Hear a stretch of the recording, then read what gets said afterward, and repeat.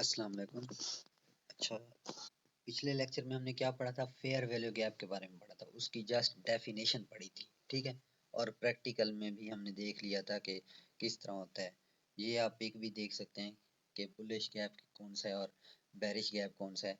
अच्छा, colour matter नहीं करता, ये उस दिन भी हमने देखा था कि कलर मैटर नहीं करता। कुछ उसमें ग्रीन भी आ रही थी, कुछ रेड भी आ रही थी, ठीक है ना। तो अब ये जो ग्रीन वाली है, यानी कि जो 3 ग्रीन आ रही है, इसमें एक सेल वाली भी हो सकती है, रेड भी हो सकती है, तो कलर मैटर नहीं करता। आपने जस्ट 3 कंसेक्टिव कैंडल्स देखनी है, बस उनके दरमियान गैप देखना है। वो हम पहले पढ़ चुके हैं, ठीक है। अब हमने देखना है, अब हमें मकसद क्या है फेयर वैल्यू गैप ढूंढने का, ठीक है। तो हमें बेनिफिट क्या होगा, ठीक है। अब उस पे आते हैं, ठीक है। अच्छा, सबसे पहले ना आपने मतलब आइडेंटिफाई करना है फेयर वैल्यू गैप, ठीक है ना। फेयर वैल्यू गैप आइडेंटिफाई हो गया।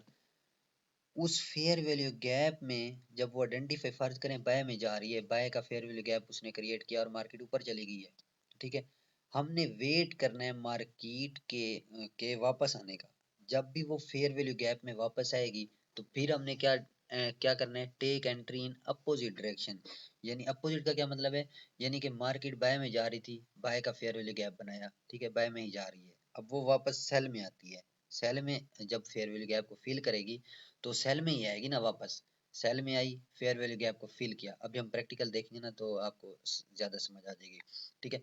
वो जब उसको फिल किया, यानी कि उसको टच किया, उसके अंदर आई, तो फिर हमने क्या करना है? हमने अपोजिट डायरेक्शन में ट्रेड लेनी है। यानी कि वो सेल में आई, सेल में फिल किया, फिर हमने बाय की ट्रेड ले लेनी है, ठीक है। अच्छा, उसके बाद ये एक मेन पॉइंट है, it indicates the direction of trend, ठीक है। यानी कि ये आपको ट्रेंड भी बताती है। फेयर वैल्यू गैप जो है ये आपको ट्रेंड भी बताता है कि मार्केट का ट्रेंड किस साइड पे है। मार्केट बाय में जा रही है या मार्केट सेल में जा रही है। यानी कि अगर मार्केट अप ट्रेंड में फेयर वैल्यू गैप क्रिएट करती है, यानी कि अप साइड में जाते हुए, तो इसका मतलब है स्ट्रॉन्ग बायर्स हैं, मार्केट अप जाना चाहती है। इसी तरह अगर मार्केट सेल में फेयर वैल्यू गैप क्रिएट करेगी तो इस इट्स मीन के मार्केट सेल जाना चाहती है, मार्केट वैल्यू जो है वो गिरना चाहती है। तो ये जो है ये हमें ट्रेंड की डायरेक्शन भी बताती है, बताता है फेयर वैल्यू गैप, ठीक है ना। तो अब हम क्या करते हैं, इस सारे सिनेरियो को वहां पे जाके समझते हैं, प्रैक्टिकल जाके, ठीक है।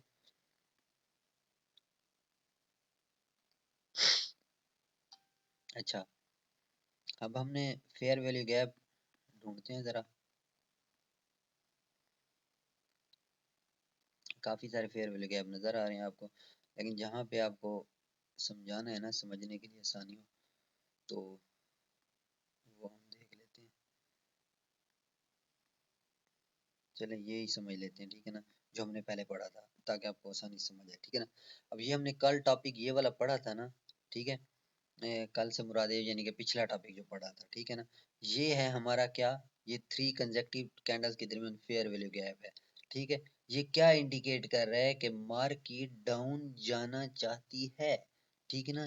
क्योंकि इसने डाउन का ही फेयर वैल्यू गैप बनाया है, नीचे आते हुए फेयर वैल्यू गैप बनाया है। अब क्या करना है? मार्केट जब भी इस एरिया को फिल करने आएगी, ठीक है ना, ये मैं इसको ऊपर कर लेता हूँ। मार्केट क्या करेगी? जब भी इस फेयर वैल्यू गैप में आएगी, हमने क्या करना है? सेल की डायरेक्शन में ट्रेड लेनी है। यानी कि ये देखें ना, ये सेल में जा रही थी मार्केट, अब मार्केट ऊपर आना शुरू हो गई, ये देखें बाय आना शुरू हो गई, ये 2652 तक आई, तो हमारा ये जो है ना फेयर वैल्यू गैप क्या हो गया? अंदर आ गई, फेयर वैल्यू गैप में मार्केट आ गई। तो अब हमें क्या करना है? हमें अपोजिट डायरेक्शन में, जब इसको फिल करने आएगी तो किस में आएगी? बाय में आएगी ना। बाय में आई, 2652 तक आई, तो अब हमने क्या करना है? अपोजिट डायरेक्शन कौन सी है? सेल वाली। यानी कि जो ट्रेंड बन रहा था, जिसका उसने फेयर वैल्यू गैप बनाया था, तो हमने सेल में ही ट्रेड लेनी है, ठीक है। ये देखें, ये रिवर्सल रिवर्सल एंट्री भी कहते हैं, यानी कि रिवर्सल की एंट्री। ये देखिए मार्केट ने उसको फिल किया, फिर ये डाउन, ये देखें कितनी डाउन चली गई, ठीक है। तो ये कंसेप्ट समझना है कि मार्केट जब भी फेयर वैल्यू गैप को फिल करने के लिए आएगी तो हमने रिवर्सल की एंट्री लेनी है, ठीक है। सेल का फेयर वैल्यू गैप बना, मार्केट फिर दोबारा से बाय में गई, उस गैप को फिल किया, ठीक है। फिल करने के बाद वो देखें, यहाँ अगर हमने सेल ली होती तो हमें प्रॉफिट हुआ होता, ठीक है। तो ये देखें, ये कंसेप्ट भी समझ आ गया कि फेयर वैल्यू गैप का यूज क्या है। अच्छा, ये फेयर वैल्यू गैप जो है ये क्रिएट क्यों हुआ? कि प्रेशर की वजह से क्रिएट हुआ। कोई इस तरह की न्यूज आ जाती है जो हम आगे जाके पढ़ेंगे, यानी कि ये यहाँ पे अब ये सेल का अगर फेयर वैल्यू गैप है तो इसका मतलब सेलिंग प्रेशर था, काफी ज्यादा सेलिंग प्रेशर था, जो मार्केट जो है वो क्या आ गई है, मार्केट डाउन चली गई है, ठीक है ना, कि मार्केट बायर भी उस चीज को फील नहीं कर सके, यहाँ पे फील करने गए हैं बायर, ठीक है, तो उसके बाद क्या हुआ, फिर मार्केट डाउन। यानी कि यहाँ पे फेयर वैल्यू गैप में जो स्मार्ट मनी का हमने वो एक वर्ड पढ़ा था, यानी कि सेंट्रल बैंक, इंट्रोडक्शन वाले लेक्चर में, यहाँ पे सेंट्रल बैंक्स बड़े बड़े यानी कि बिग मनी के ऑर्डर पड़े होते हैं इस फेयर वैल्यू गैप में, ठीक है, जिसकी वजह से मार्केट इसको क्रॉस नहीं कर पाती फर्स्ट टाइम।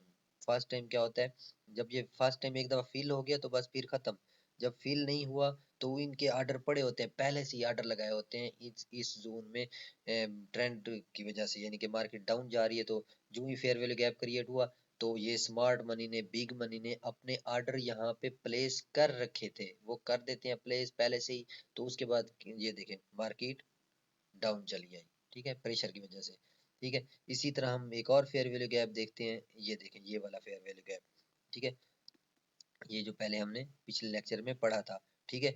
अब ये फेयर वैल्यू गैप क्रिएट हुआ, ये भी क्या इंडिकेशन दे रहा है कि मार्केट डाउन जाना चाहती है, ठीक है।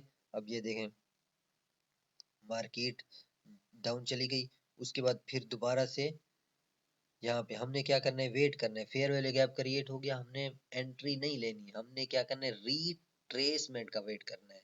जब रिट्रेसमेंट का क्या मतलब होता है, पुल बैक, ये हम भी आगे कंसेप्ट पढ़ेंगे कि पुल बैक क्या होता है, ठीक है ना। पुल बैक ये होता है कि मार्केट जिस फर्ज करें सेल ट्रेंड में चल रही है ना, तो सेल ट्रेंड में मार्केट ऊपर, वो हमने पहले पढ़ा था कि मार्केट जिग जैग मूव करती है, मार्केट सेम डायरेक्शन में एक साथ नहीं मूव करती, कि ये एक ही कैंडल बस ऐसे सेल वाली सारी बनती है, नहीं, मार्केट थोड़ा सा पुल बैक देगी, यानी कि ये बाय में जाएगी थोड़ा सा, जब बाय में यहाँ तक फेयर वैल्यू गैप में पुल बैक दे तो हमने क्या करना है, फिर हमने रिवर्सल की एंट्री ले लेनी है, यानी कि सेल की एंट्री। ये देखें मार्केट डाउन आई, गैप बनाया, ये 2651 तक आई, फिर ये ऊपर गई गई गई यहाँ तक 2659 तक गई, फेयर वैल्यू गैप फिल हुआ, फिर ये देखें फिर डाउन, ये देखें फिर क्या गैप क्रिएट हुआ, फिर उसको फिल किया, फिर डाउन। इसी तरह मार्केट मूव करती है, जिस डायरेक्शन में भी मूव करेगी उसमें क्या करेगी, फेयर वैल्यू गैप क्रिएट करेगी, फिर उसको फिल करेगी, फिर फिल करने के बाद फिर दोबारा अपनी पहले वाली डायरेक्शन में मूव करेगी। अब ये था सेल वाला, अब इसी तरह बाय वाला कोई देख लेते हैं, कोई अगर बाय वाला है तो देखें, ये सेल वाला है, क्रिएट किया, मार्केट उसको फिल करने आई, ये देखें फिर डाउन आई, ये देखें थोड़ी सी आई है लेकिन आई है, ये देखें फिर डाउन आई, ठीक है, दो तीन दफा एंट्री दी है फिर डाउन आई, ठीक है। अब हम क्या देखते हैं, अब हम बाय वाला देखते हैं, ये देखें ये जो हम पहले पिछले लेक्चर में पढ़ चुके हैं, ये बाय वाला फेयर वैल्यू गैप है, ठीक है। अब अगली ही कैंडल ने, ये तीन तीन कैंडल के बाद के दरमियान जो फेयर वैल्यू गैप बना, फिर चौथी कैंडल ने उसको फिल करने के लिए आई, ये देखें, ये मैं इसको बड़ा करता हूँ तो फिर आपको क्लियर नजर आ जाएगी, ये देखें ये रेड वाली कैंडल जो है ये इसको फिल किया, जब फिल हो गया तो फिर मार्केट उसी डायरेक्शन में, ये देखें रिवर्स होके चली गई, ये देखें यानी कि बाय में जा रही थी ना, ये देखें बाय बाय बाय में जा रही है, तो मार्केट गई ऊपर, फिर पुल बैक दिया नीचे, फिर ये देखें फिर ऊपर। तो फेयर वैल्यू गैप में जब भी मार्केट रिट्रेस करेगी, हमने क्या करना है, हमने एंट्री प्लान करनी है, क्योंकि यहाँ पे बिग प्लेयर एंट्री करते हैं, यानी कि बिग मनी आती है, जब बिग मनी आती है इसमें तो फिर हम छोटे मोटे ट्रेडर क्यों ना ट्रेड लें इसमें, ठीक है। तो हमने जब भी मार्केट इस एरिया में पुल बैक दे तो हमने आंखें बंद करके एंट्री ले लेनी है, फिर इसका जो एडवांस कंसेप्ट है वो हम आगे जाके पढ़ेंगे, ठीक है ना। फिलहाल आप ये कंसेप्ट समझ लें कि जब भी मार्केट इस एरिया को फिल करने के लिए आए, हमने क्या करना है, हमने अपनी रिवर्सल की एंट्री प्लान कर लेनी है, ठीक हो गया। अब इसी तरह एक और देखते हैं, ये देखें यहाँ पे भी मार्केट ने क्या किया, फेयर वैल्यू गैप क्रिएट किया, मार्केट ने उसको फिल किया, ठीक है, वो फिल करने के बाद फिर देखें फिर आप चली गई, ठीक है। जिस ट्रेंड में मार्केट मूव कर रही हो उसमें फेयर वैल्यू गैप क्रिएट करती हुई जाएगी, ठीक है। जब फेयर वैल्यू गैप क्रिएट होगा तो हमने वेट करना है फेयर वैल्यू गैप को फील करने के लिए। जब मार्केट उसको फील करेगी, हमें पता चलेगा मार्केट वहां से रिजेक्शन कर रही है, वहां से रिवर्स हो रही है, तो हमने क्या करना है, रिवर्सल की एंट्री प्लान करनी है। ठीक है, इस कंसेप्ट को गौर से समझना है।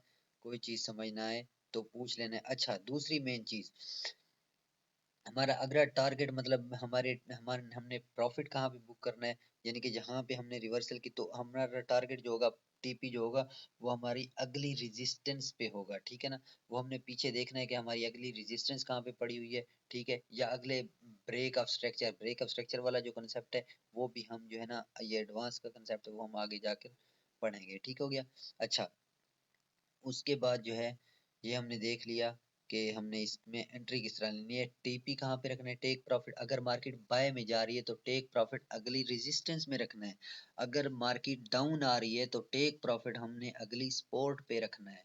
ठीक हो गया। और एसएल क्या होगा, अब फर्ज करें यहाँ पे मैंने एंट्री ली, तो एसएल मेरा फेयर वैल्यू गैप के नीचे होगा। ये फेयर वैल्यू गैप यहाँ पे खत्म हो गया ना, तो जो लास्ट कैंडल है ना, ये देखें, ये जैसे ये यानी कि जो सपोर्ट पड़ी है, तो सपोर्ट के नीचे हम यानी कि 2644 यहाँ पे हम अपनी अपना एसएल रखेंगे। इसी तरह अब ये वाला है, यानी कि ये जो सेल वाला है, तो इसका स्टॉप लॉस कहाँ पे रखेंगे, फेयर वैल्यू गैप जहाँ पे खत्म होगा उसके ऊपर, यानी कि ऊपर वाली जो रेजिस्टेंस है, ये वाली रेजिस्टेंस 2660 के ऊपर, यानी कि 61 62 2 3 पॉइंट ऊपर रख लेंगे। ठीक है, तो रेजिस्टेंस पे किस तरह स्टॉप लॉस रखना है, एफ वी जी अगर आ जाए, इसी तरह सपोर्ट के साथ अगर एफ वी जी आ जाए, तो उस पे किस तरह एसएल रखना है, ये भी हम आज ये भी आज हमने पढ़ लिया। तो ठीक है ना। अच्छा, एक एफ वी जी आता है दरमियान में। अब हमने देखना है कि एफ वी जी अगर सपोर्ट या रेजिस्टेंस के साथ है ना, तो वो काफी वैलिड एफवीजी होगा। ठीक है ना, क्योंकि हमारे पास दो एविडेंस आ रहे हैं, एक हमारे पास सपोर्ट और रेजिस्टेंस वाला एविडेंस भी है, और साथ जो है, जैसे ये देखें, यहाँ पे सपोर्ट भी पड़ी है, ये देखें, रेड कैंडल भी है, ग्रीन भी है, दो डिफरेंट कलर की कैंडल्स भी आ गई, और मार्केट यहाँ पे इस रेजिस्टेंस को ब्रेक कर गई है, ये वाली कैंडल, तो इसका मतलब है ये सपोर्ट बन गई है। तो सपोर्ट भी है और फेयर वैल्यू गैप भी है, दो एविडेंस है हमारे। जब मार्केट यहाँ पे आती है इसको फिल करने, तुम्हारी बाइक एंट्री स्ट्रांग बन जाती है, मतलब हमारी श्योरिटी जो है ना, वो बढ़ जाती है।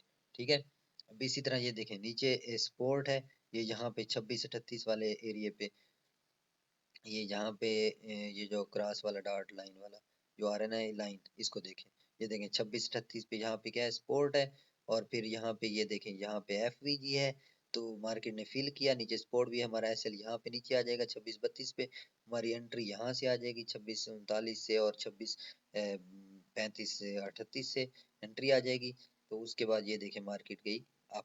तो इसी तरह अगर सेल का है, तो सेल का भी ये देखें, ये जो एफ वी जी बन रहा है सेल का, ये वाला 2657 पे, तो हमारा एसएल यहाँ पे रहेगा, यानी कि ऊपर 2662 पे।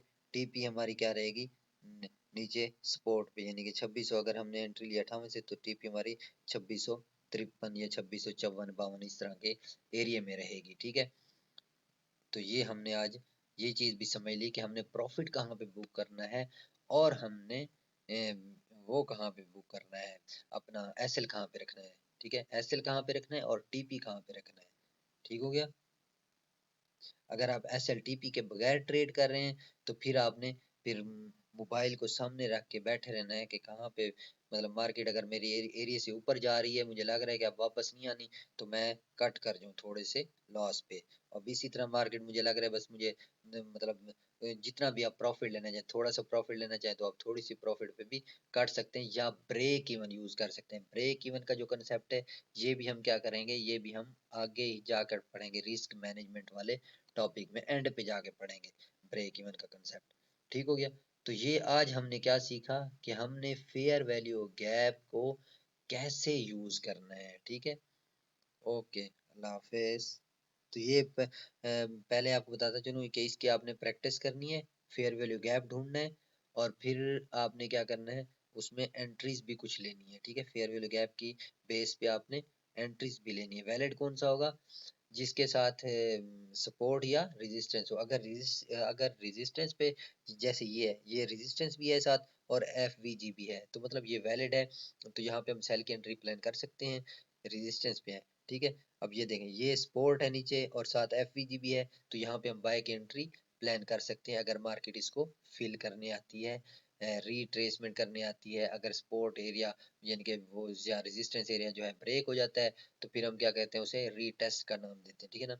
रीटेस्ट जो होता है वो होता है ब्रेक, जो एरिया ब्रेक हो गया हो ना, उस तक वापस आना, उसे कहते हैं रीटेस्ट। उस पे हम एंट्री लेते हैं जो कि हम ऑलरेडी पढ़ चुके हैं, ठीक है। और रिट्रेसमेंट क्या होती है, वो उसे पुल बैक कहते हैं। पुल बैक बताया आपको कि मार्केट जो है ना, मतलब किसी एक डायरेक्शन में जब मूव करती है तो थोड़ा बहुत पुल बैक देती हुई जिग जैग शक्ल में मूव करती है, जो हमने ट्रेंड में पढ़ा था। ओके, अल्लाह हाफिज।